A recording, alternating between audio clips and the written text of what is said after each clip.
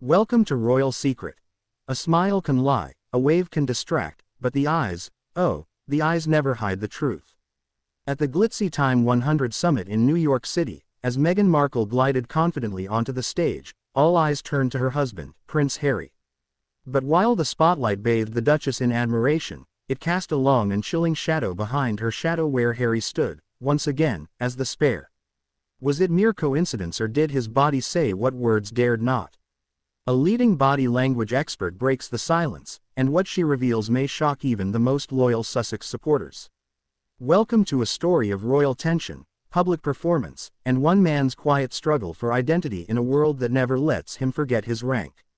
Before we dive deep into the royal body language breakdown that's set the internet buzzing, don't forget to subscribe to the channel for more classy and captivating royal reports, where we decode the emotion behind every wave, smile, and whispered word.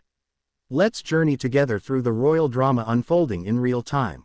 The TIME100 Summit was never meant to be a stage for royal drama. Yet, when Prince Harry and Meghan Markle stepped into the spotlight in New York City, the world watched not just for what they said but for how they said it. And more precisely, how they moved. As cameras flashed and media outlets scrambled to capture the power couple, what unfolded was far from a united front, or so it seemed to body language expert Judi James, a seasoned analyst who has studied royal appearances for decades. In a sharp and cutting assessment shared with GB News, she didn't mince her words. There was a definitive power imbalance on that stage, she said. Meghan was the central figure. Harry's role, almost an afterthought, a spare. That one word spare carries the weight of 1,000 wounds for Prince Harry. And as we dive deeper, it becomes clear that what happened at TIME100 wasn't just a moment, it was a manifestation of everything Harry has feared, fought, and confessed. In his bombshell memoir titled Spare, Harry lays bare the emotional trauma of being the second-born son of a future king. He writes of being treated as expendable, of growing up in William's shadow, and of the agony of knowing he was there not for himself, but as a backup. "I was the shadow, the support, the plan B," he wrote. "I was brought into this world in case something happened to Willie." Now, months after that raw confession rocked Buckingham Palace and stirred the global press, Harry's presence at the TIME100 Summit has reopened old wounds, this time, through body language, posture, and stage dynamics. When Meghan Markle stepped onto the stage, she did so with elegance and poise. Her charcoal gray ensemble exuded sophistication, and her gaze held steady with the crowd. As she addressed topics of digital innovation and mental health, she appeared grounded, in control, and most noticeably the lead speaker of the duo. Body language expert Judi James noted, Meghan's body language screamed confidence. She made direct eye contact, used expansive gestures, and leaned slightly forward when speaking. In contrast, Harry's body language told a different story. Harry displayed classic submissive cues, arms clasped in front of him, feet angled away from the center, and nodding along instead of initiating. He often looked at Meghan for cues, which suggests he was leaning on her for reassurance. Was this simply Harry being supportive, or was it the manifestation of a deeper, ongoing identity struggle, one that Judi James claims continues to follow him, even thousands of miles from the palace walls? The subtle stage cues that suggest Harry felt invisible. Reactions from viewers and press around the world, what people really saw. The deeper, psychological lens. Is Harry stuck in a role he can't escape? The stage at the TIME100 Summit was lit with intent. Clean, modern, minimalistic, every design choice intentional, every angle calculated. Yet, amid the polished aesthetics, viewers noticed something that couldn't be polished away: Prince Harry's muted presence. In side-by-side video frames, Meghan took the lead. She answered questions with clarity, gestured expressively, and turned toward the audience with ease. Meanwhile, Prince Harry, clad in a simple dark suit, appeared notably reserved. Judi James pointed out a series of micro-movements that conveyed more than 1,000 words. Harry's hand movements were restricted. At several points, he clasped his hands between his knees or folded them tightly in his lap, signals of inner tension. These aren't just passive postures, they reflect someone subconsciously shrinking themselves. He smiled, yes, but the kind of smile that doesn't touch the eyes. Often, his gaze dropped to the floor or to Meghan. When she spoke, he listened. When she laughed, he smiled in turn. But rarely did he initiate the energy himself. "That's what stood out to me," said Judi. "He wasn't owning the space. He was borrowing it." If there's one thing modern royal watchers have mastered, it's reading between the lines. The reactions online were immediate, polarized, and emotionally charged. "I love Harry, but that man looked like he didn't want to be there." "Meghan shined, he faded." Another wrote, "He was there, but it felt like he wasn't. Like his body showed up but his spirit stayed home." But supporters of the Sussexes had a different take. "Harry letting Meghan take the lead shows strength, not weakness. He's a feminist husband supporting his wife. That's power." Still, the debate boiled down to more than a supportive spouse or stage dynamics. It tapped into Harry's ongoing identity crisis, one he's spoken about repeatedly since stepping back from royal duties. Psychologist Dr. Rachel Morrow, who has commented extensively on royal behavior for the BBC and Vanity Fair, explained the deeper psychological implications at play. When someone has been labeled a spare their entire life, it informs their self-worth, their sense of purpose. Even in a new life, with new freedoms, that early narrative can haunt them. Harry has tried to reclaim that narrative. Through his memoir, interviews, and the groundbreaking Oprah special, he has made one thing clear: he wants to be more than a backup. He wants to be heard. But at the TIME100 Summit, according to Dr. Morrow, what we saw was a man who still hasn't found his center.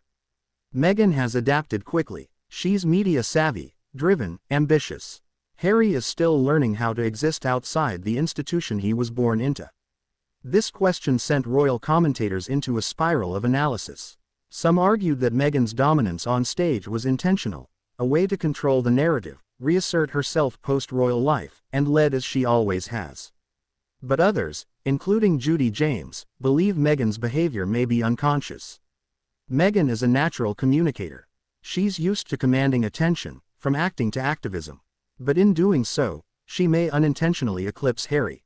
The irony is thick. Harry stepped away from the royal family to forge his own identity, yet in California, under the blinding light of American celebrity culture, he may have exchanged one shadow for another.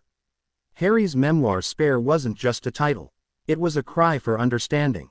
He spoke of growing up as the second-born, the extra. He was never meant to lead the monarchy, only to support it. And this sense of expendability followed him into adulthood, shaping every relationship, every decision. When he married Meghan, many believed he had finally stepped out of that shadow. But the TIME100 appearance suggests otherwise, or at least, reveals the lingering wounds. Judi James concludes, Harry looked like a man trying to belong in a world that still hasn't embraced him fully. And maybe, just maybe, that's the true tragedy of his journey. Once upon a time, Prince Harry stood on palace balconies beside the Queen, donned medals earned in Afghanistan, and waved to cheering British crowds with the ease of a man raised to represent tradition. Now, the TIME100 stage, polished, American, free from royal protocol, should have felt like a fresh chapter. But for many watching, it felt like a continuation of the same old story. British royal commentator Richard Fitzwilliams, speaking to Daily Mail, noted, "The irony is, Harry left the palace to be free.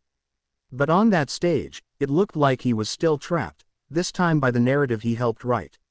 The TIME100 event, designed to celebrate change-makers and innovation, became a mirror for what Harry's new life has become. A high-profile platform, yes, but one where he's still trying to figure out his place beside Meghan, who seems to fit into this new world with seamless grace. This wasn't the first time royal watchers noted a power imbalance. During their Oprah interview, Meghan led most of the conversation. She articulated the couple's grievances, described the palace culture, and unveiled the racial undertones that shaped her royal experience. Harry, though honest and deeply emotional, often appeared secondary voice that supported hers. At the Invictus Games, founded by Harry and long seen as his passion project, Meghan's entrance at ceremonies and public events still drew more headlines than Harry's speeches. And then there's the Netflix docuseries Harry and Meghan. While intimate and heartfelt, even this felt, at times, like Meghan's story with Harry as a loving companion but not always the central storyteller. The TIME100 appearance only solidified this pattern. Some view Meghan's commanding presence as a shield protecting Harry from the cutthroat media he once faced alone. Others believe she's unintentionally or perhaps strategically taking the spotlight, and in doing so, inadvertently keeping Harry in a secondary role. Judi James adds more nuance. It's easy to label Meghan as dominant, but the reality may be more layered. She's in her element on stage. Harry isn't. So naturally, she leads but the effect is the same. Harry fades. This dynamic has reignited questions about the balance in their relationship, not as a couple in private but as public figures with global influence. As the footage from Time 100 circulated, one can only imagine how it played behind palace walls. Royal insiders have long suggested that King Charles and Prince William are concerned not just about what Harry says but how he's seen. Public image, in the royal sphere, is everything. Royal biographer Angela Levin, speaking to The Telegraph, shared, "Every appearance Harry makes now, especially beside Meghan, is scrutinized as a symbol of his identity outside the monarchy. If he looks weak, overshadowed, or lost, it strengthens the royal narrative that Harry isn't suited for public leadership without the institution. That narrative, if true, undermines Harry's very mission to prove he didn't need a crown to matter." As with all things Sussex, public opinion has fractured. Supporters applauded Meghan for being a poised, intelligent speaker and praised Harry for stepping back to let her shine. Critics, however, were ruthless. Memes circulated with captions like, "Even at a tech summit, he's still the spare and Harry's become Meghan's handbag." But the most striking response was this one: "He's not the spare anymore. He's the echo." A brutal phrase but one that captures the tension many viewers felt watching the summit. Harry wanted freedom, and in many ways, he's achieved it. No royal rota, no palace rules, no UK press intrusion. Psychologist Dr. Rachel Morrow returns with this sobering insight. Leaving a system doesn't guarantee healing, especially if the identity you built inside that system hasn't been replaced with something new. Harry seems to still be searching. At the Time 100 Summit, Prince Harry's face wore a smile, yes, but the kind that leaves the eyes untouched. It was subtle, polite, polished, but undeniably distant. Body language expert Judi James noted, "There was a sadness behind Harry's gaze. A searching. He smiled, but the muscles around his eyes rarely moved. It's a physiological clue when the smile is genuine, the eyes follow." Here, they didn't. Was it exhaustion? The weight of old battles? Or perhaps, the lingering ache of feeling like a passenger in his own life? In video clips, Harry often glanced toward Meghan before speaking as if waiting for unspoken permission. When he did speak, it was thoughtful, even profound. But it lacked energy, fire, that unmistakable spark we once saw when he gagged with soldiers, hugged children, or cracked jokes beside William. This wasn't just a man overshadowed.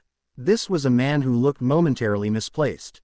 Inside the venue, reporters buzzed, but not just about the content of Harry and Meghan's speech. The mood, the tone, and the body language took center stage behind closed media booths. One unnamed journalist, quoted in a behind-the-scenes report by Vanity Fair, shared, "It's hard not to notice the shift in Harry. Meghan looked right at home, like she was born for this stage. Harry looked uncertain, not unhappy, just unsure." Another correspondent whispered to a colleague, thinking no mic was hot, "I miss the old Harry. The cheeky one. This version looks like he's walking on eggshells." Of course, that's speculation, but it echoes what many in the public already feel. Harry is still navigating his identity post-royalty. And the spotlight doesn't always feel like a safe place. Throughout this journey, Meghan Markle has become both lightning rod and lightning shield. She commands attention undeniably. Her poise, her eloquence, her media training, it all shines on stage. But that very shine sometimes casts shadows beside her. And that's what played out so visibly at Time 100. Critics argue that she doesn't let Harry shine. Supporters say Harry chooses to let her lead. The truth may lie somewhere in between. But either way, the optics tell their own story. With each appearance, the public gets another glimpse into the evolving Sussex dynamic. And if the Time 100 Summit is anything to go by, Harry may be settling into a role not unlike the one he tried to escape from supporting character. But unlike the palace, where he was born into the role of spare, this one is self-chosen. And that makes it more complex. Is this the role Harry wants, or is it just the role he's fallen into? If this pattern continues, what does it mean for his personal narrative, his legacy, and his relationship with the public? In palaces and press rooms, In group chats and comment sections, the world is watching Prince Harry's next chapter unfold. But now the tone has shifted. Once a prince of rebellion, now a quiet figure on polished stages, next to a wife who gleams like a diamond under American lights. Still, for all the body language analysis, for all the speculation and symbolism, the most pressing truth remains simple: this is a man in transition. And transition is never tidy. Judi James concludes, Harry's journey is raw, unfinished. That's what makes it compelling and so very human. The TIME100 Summit was more than an event. It was a window, a portal into the inner world of a man once destined to serve the crown, now seeking to serve a cause, perhaps still unsure of what that cause is. Prince Harry stood beside Meghan Markle not as a royal, not as a rebel, but as a man trying to redefine himself. And perhaps that's the most powerful part of the entire moment, the vulnerability behind the velvet curtain. Gone are the palace gates. Gone are the guards. What's left is a husband, a father, a speaker, a seeker. And for now, the world still leans in to listen. If you found this report as captivating and thought-provoking as we did, don't forget to like, subscribe, and hit the notification bell so you never miss a single story from the world of royalty and modern celebrity. Let's keep the conversation going in the comments. Do you think Prince Harry has found his true identity outside the royal family, or is he still searching for his voice in Meghan's spotlight?